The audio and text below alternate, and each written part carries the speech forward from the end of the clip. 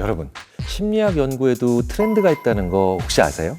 우리가 보통 트렌드라고 하면 패션이나 음식 같은 걸 생각하잖아요. 하지만 트렌드에 가장 민감한 학문 중에 하나가 바로 심리학입니다. 지금 이 순간 이 시대를 사는 사람들을 정확히 알아야만 심리를 분석한다는 게 의미가 있잖아요. 그렇기 때문에 심리를 연구하는 이유, 바로 사람을 제대로 알기 위해서고, 제대로 알려면 시대의 변화 속에서 달라지는 것들까지 정확히 파악해야 한다는 거죠. 그렇다면 지금의 심리학 연구 트렌드는 뭘까요? 60년대나 70년대로 되돌아가 보면 심리학 연구에 남녀 차이에 관한 것들이 굉장히 많았습니다. 사실 너무 달라 보이기도 하고요.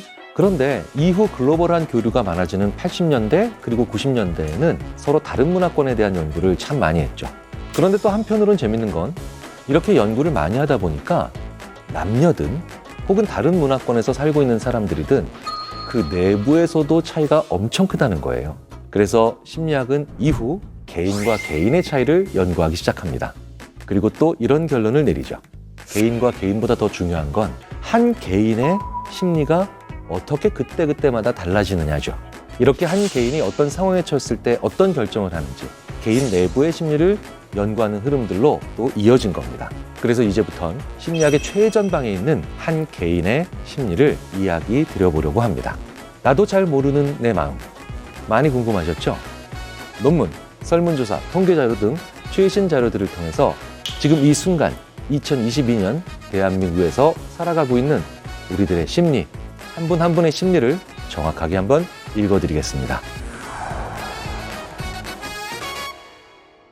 안녕하세요. 인지심리학자 김경일입니다. 요즘 누군가 새로운 사람을 만나면 꼭 물어보는 게 있더라고요. 저한테도 이걸 물어보시는 분들이 정말 많았습니다. 바로 MBTI. 트렌드 모니터 2022에서 지난해 말 설문조사를 발표했습니다. 당신은 MBTI를 신뢰하십니까? 조사 응답자 중에 무려 75% 이상이 MBTI를 신뢰한다고 답하셨죠. 또 80%가 넘는 분들이 자기가 어떤 사람인지 궁금하다고 답변하셨어요. 이 조사가 보여주는 건 한마디로 MBTI를 강하게 믿는 분들이 한두 분이 아니라는 겁니다. 실제로 나와 맞지 않는다라고 알려진 MBTI 형태를 가진 그 결과를 가진 분들을 만나면 친해지기 꺼려진다는 분들도 계십니다. 게다가 이젠 이력서나 면접에서도 MBTI를 묻는 회사들이 있다고 하더라고요. 그래서 취업에 불이익이 올까봐 자신의 MBTI를 속여서 말씀하시는 분들도 계시다고 합니다. 자, 도대체 왜 우리는 이렇게 MBTI를 무한 신뢰하고 심지어는 좀 과하게 몰입하고 있는 걸까요? MBTI가 궁금한 당신의 심리, 지금부터 읽어드리겠습니다. 우리 사회 전체에 MBTI가 유행하는 이유는 대체 뭘까요?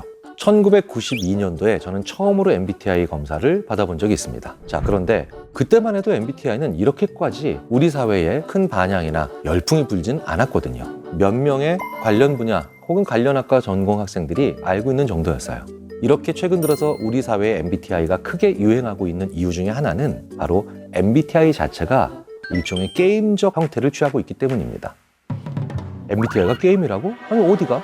자, 게임의 특징이 뭘까요? 내가 풍선을 맞췄는데요. 결과는 스코어로 나오죠. 내가 망치를 때렸는데 결과는 랭킹으로 나와요. 게임의 중요한 특징 중에 하나가 나는 어떤 행위를 했는데 그 아웃풋은 생각하지 못했던 다른 형태로 나온다는 거예요. 그리고 우리들은 이렇게 예상하지 못한 형태로 결과가 나올 때, 즉 다른 감각 양식으로 변환시켜서 혹은 변환돼서 그 결과가 나올 때 그것에 굉장히 열중합니다. 내가 열심히 해서 나에 대한 답을 했어요. 그런데 질문에 대한 결과는 알파벳의 조합으로 디스플레이 됩니다. 그리고 내 성향은 몇 %라고 퍼센테이지까지 알려주죠. 정말 게임 같은 특징이 있다는 거예요. 그에다가 우리가 MBTI에 열광하는 또 하나의 이유가 있습니다. 자아를 찾기가 점점 어려운 사회라 그래요. 우리는 점점 더 빠른 속도로 움직이고 있고 SNS 등을 통해서 엄청난 정보의 홍수 속에 살고 있잖아요. 이렇게 빠르게 흘러가는 그런 사회에서 나를 포함해서 누군가를 가장 쉽게 평가할 수 있는 방법은 그 자체로도 맞고 틀리기를 떠나서 매력적일 수 있다는 겁니다. 하지만 사실 원래 누군가에 대해서 알려면 굉장히 오랜 시간을 쏟아서 오랜 시간을 써서 관찰해야 하지 않습니까? 그런데 그런 과정 생략되고 그런 노력 없이 단 몇 마디로 사람을 파악할 수 있다는 거, 이런 간편법이 존재한다면 우리가 그 자체로 흥미나 매력을 느낄 수밖에 없겠죠. 심리학자들도 MBTI를 꽤나 열심히 혹은 집중을 해서 연구했던 적이 있습니다. 그게 대략 20년 전인데요. 하지만 지금은 이 MBTI를 활용한 연구는 거의 존재하지 않습니다. 자, 그렇다면 MBTI는 어디서, 어떻게, 어떤 과정과 이유로 온 걸까요? 1900년대 초반에 활동했던 정신분석학자 칼 융의 이론을 기반으로 개발된 것으로 알려져 있습니다. 하지만 융조차도요, 완전히 외향적인 인간과 완전히 내향적인 인간은 존재하지 않는다라고 얘기했죠.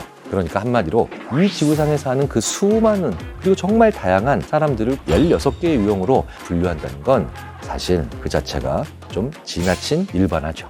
그리고 이 검사는 애초에 심리학자들이 만든 검사가 아닙니다. 이 검사가 정확하고 타당한 측정을 위해서 만들어진 검사가 아니라 홈스 클루니를 하고 있던 브릭스와 딸 마이어스가 인간의 성격에는 여러 가지 종류가 있어 이렇게 다양할 수 있다는 걸 일깨워주기 위해서 만들어진 일종의 검사 형태를 취하고 있는 게임에 가깝다라는 거예요. 즉 어머니가 딸을 위해 세상엔 이렇게 최소한 여러 가지 사람이 최소한 16가지는 되지 않겠니? 라고 하는 교훈을 주고 싶었던 거죠. MBTI의 이 M과 B도 이것을 만든 엄마와 딸의 이름을 딴 거죠. 물론 심리학자가 만들지 않았다고 해서 좋은 검사가 아니다라고 말씀드리는 건 결코 아닙니다. 모든 검사를 할 때는 신뢰도와 타당도라는 것이 있어야 합니다. 신뢰도는 어떤 사람이 여러 번 검사를 해도 변하지 않는 거예요. 언제 해도 그때의 기분 혹은 그 당시의 기상 상태 등과 상관없이 달라지지 않고 동일해야 한다는 거죠.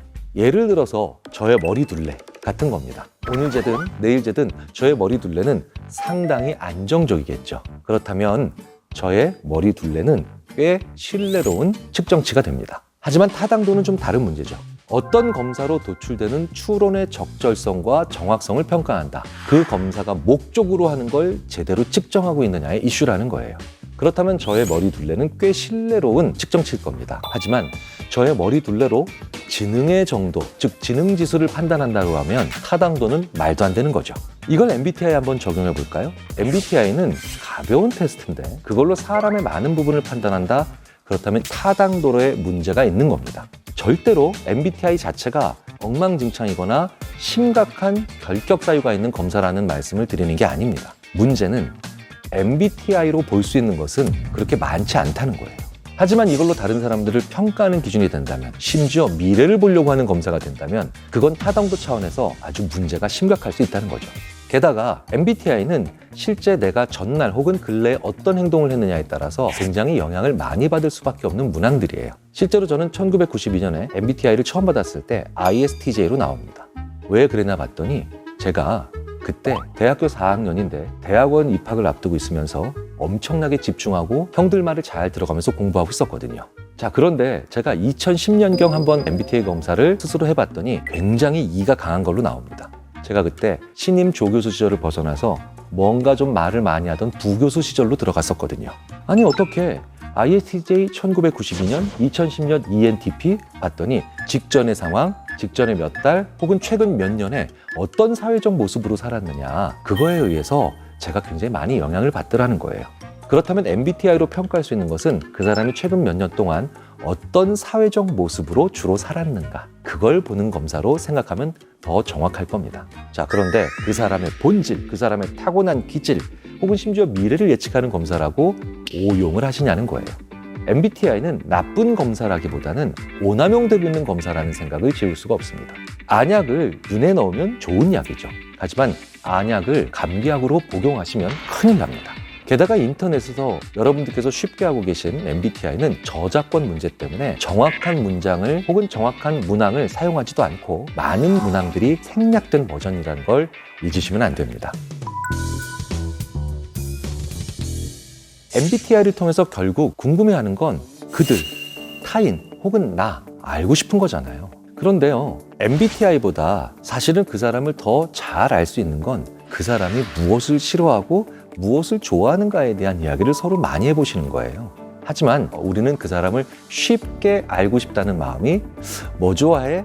뭘 싫어해? 라는 걸 계속해서 그 사람과 대화하지 않는 그런 마음 속에서 MBTI를 우리로 하여금 집어들게 만드는 게 아니냐는 거예요. 자, 그렇다면 우리가 이걸 알고 싶다면 진짜로 해야 되는 일이 따로 있겠죠. 그게 바로 뭘까요? 일기를 쓰는 겁니다. 거기에 내가 어떤 사람인지 다 나와 있어요. 내가 어떤 상황에서 뭘 느꼈고 어떤 상황에서 나는 어떻게 행동하고 반응하는 사람인지 이런 것들이 다 나와 있습니다. 사람이 손톱깎이 같이 아주 작은 특정한 목적만을 위해 살아가는 그런 단순한 무생물이 아니지 않습니까? 심지어 새 휴대전화, 새 자동차를 사도 익숙해지고 제대로 아는데 한참 걸리잖아요. 그걸 단 한마디 나의 MBTI 유형으로 판단한다? 불가능한 일입니다. 오래 봐야 된다는 거죠. 일기도 하루 이틀 써서 되는 일이 아니라는 거예요. 정말 몇 년, 몇십 년을 썼을 때 비로소 나라는 사람을 제대로 알게 된다는 거죠. 마치 이순신 장군께서 난중일기를 남기지 않으셨다면 우리는 이순신 장군에 대해서 조금도 알 수 없는 그런 사람이 됐던 것처럼요. 남이나 나를 알고 싶다는 욕구는 절대 나쁜 게 아닙니다. 그 욕구는 분명히 존중받아야 될 욕구입니다. 하지만 그걸 최대한 값싸게 풀려고 한다? 그렇다면 그 방법까지 존중받을 수는 없겠죠. 우리가 온오프라인을 통해 많은 사람들을 보고 만나다 보니 사람을 빠르고 쉽게 파악하고 싶어하는 경우가 혹은 그런 유혹감을 느끼는 건 어찌 보면 당연합니다. 하지만 값싸고 빠른 음식에 익숙해지면 비싸고 정성 들인 음식에 큰 흥미를 못 느끼거나 그 가치를 알아보지 못하게 되는 경우가 많죠. 이미 쉽고 빠르게 배를 채울 수 있는 방법을 알게 됐으니까요. 오래 정성을 들인다, 즉 그런 일에 쓰는 시간이 아까워진다는 거예요. 그래서 어떤 일을 너무 쉽게 한다, 어떤 일을 너무 쉽게 알아간다라는 건 노력하지 않는 안 좋은 습관을 가지게 된다는 거예요. 사람에 대해서 파악한다. 이것도 똑같다는 겁니다. 한두 마디 나눠보고 쉽게 그 사람에 대해서 평가를 한다. 앞으로도 누군가를 알게 될 때 긴 시간을 들이고 싶지 않게 되지 않을까요? 누군가에 대해서 깊이 알아갈 수 있는 기회를 MBTI를 듣는 순간 스스로 포기하게 될 수도 있다는 거예요. 왜냐하면 그 친구는 그 성향은 이래 하고 머리에 확 박히니까요. 최근 뉴스를 통해서 면접이나 소개팅을 할 때 자기의 MBTI를 속인다는 이야기를 봤습니다. 외향적인 것을 좋아하니까 자신의 내향적인 성향이라고 평가된 MBTI, 즉 I 성향이라는 걸 감춘다는 거예요. 면접에서 그런 걸 묻는 건 외향적인 사람이 사회적으로 왕성하게 활동하는 성향을 보이기 때문이겠죠. 어느 정도 이해는 갑니다. 하지만 모든 상황 혹은 모든 보직에서 사회적으로 왕성한 성향이 있는 사람이 필요할까요? 내향적인 사람들이 가지고 있는 굉장한 장점이 있는데요. 집중력이 뛰어나고 깊은 사고를 한다는 거죠. 그래서 이런 성향의 많은 사람들이 실수를 하는 일이 더 적은 건 어찌 보면 당연한 겁니다. 굉장히 미묘하고 살짝만 잘못 흘러가도 이상한 상황이 되는 경우가 많잖아요. 우리가 흔히 선을 넘는다라고 하죠.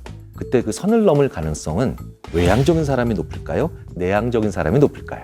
외향적인 사람들이 당연히 더 높습니다. 그리고 실제로 우리가 아는 굉장히 중요한 그리고 훌륭한 리더들 중에 내향적으로 알려진 사람은 너무나도 많습니다. 자, 그러니 이렇게 다양한 장단점이 존재하는데 어느 한쪽만 좋다라고 본다는 거, 그거 자체가 문제 있는 생각이겠죠. 어떤 상황에서 어떤 성향의 사람이 좋을지 생각을 훨씬 더 세부적이고 구체적으로 해야 된다는 거예요. 자, 사실 우리 인간은 내향, 외향, 감각, 지각, 직관, 이성 이런 식으로 분류하기엔 너무 복잡하고도 미묘한 경이로운 생명체입니다. 우리에게 필요한 건 내 성향을 파악하고 장점을 살리며 단점을 보완한다. 너무나도 당연한 답이겠지만 가장 중요하고 유일한 답이겠죠. 다시 한번 말씀드리지만 MBTI 하지 마세요. MBTI 진짜 나빠요. 이런 말씀을 드리려고 하는 게 아닙니다. 다만 나라는 엄청난 우주를 이걸로 판단하는 그런 오류는 범하지 마시라는 거죠. 가장 큰 문제는 검사를 맹신하는 우리의 단순한 마음이 아닐까 싶습니다.